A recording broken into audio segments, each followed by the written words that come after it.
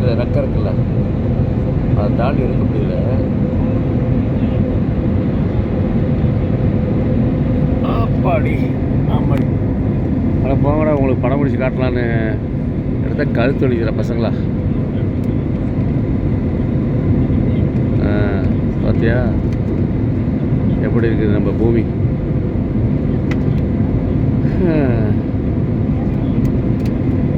இதெல்லாம் எப்படா மேலே வந்து நம்ம படம் பிடிக்க போகிறோம். பசங்களா, நீங்களாம் பார்க்கணுன்னு தான் சார் படம் பிடிச்சிட்ருக்கிறேன். ஓகே,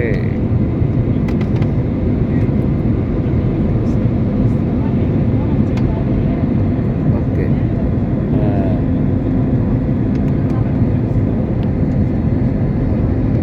எப்படியும் ரைட்டில், அதாவது லெஃப்டில் டேர்ன் பண்ணால் அப்படியே இறக்குறாங்கடா ஒரு பக்கம், அப்படியே கீழே சாஞ்சிக்கிட்டு அப்படியே.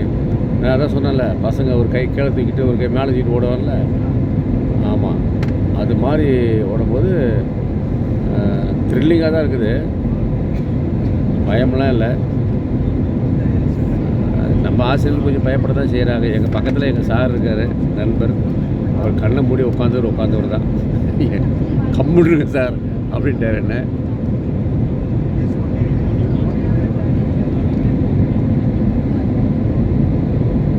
முன்னாடி ஒரு டீச்சர் உட்காந்துருக்காங்கடா, கல்வி கடவுள்.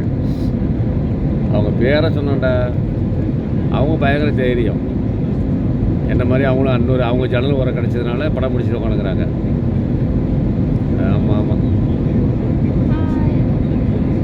ஆமாம். படிக்க முடியாது.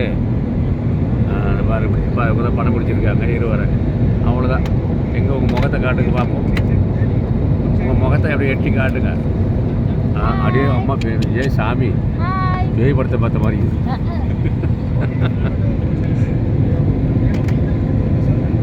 சூப்பர். இது என்ன ஏரியான்னு தெரியலடா. இப்போ நாங்கள் டெல்லி நோக்கி போயிட்டுருக்குறோம். ஆனால் புறப்பட்டு எல்லாமே மின்னொழியால் மின்னுதுடா பசங்களா. அங்கே பாரு, தெரியுதா உங்களுக்கு? அங்கே ஒரு ஃப்ளைட் அந்த பக்கம் போயிட்டுருக்குடா.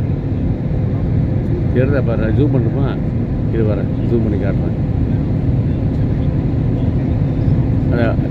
தெரியுதா உங்களுக்கு? இல்லை, ப்ளிக் ப்ளிக் ப்ளிக் லைட் எரியுதாடா. ஆமாம், இது இன்னொரு ஃப்ளைட்டு. அது வேறு மார்க்கமாக போகுதுன்னு நினைக்கிறேன். பார்த்துக்கோ.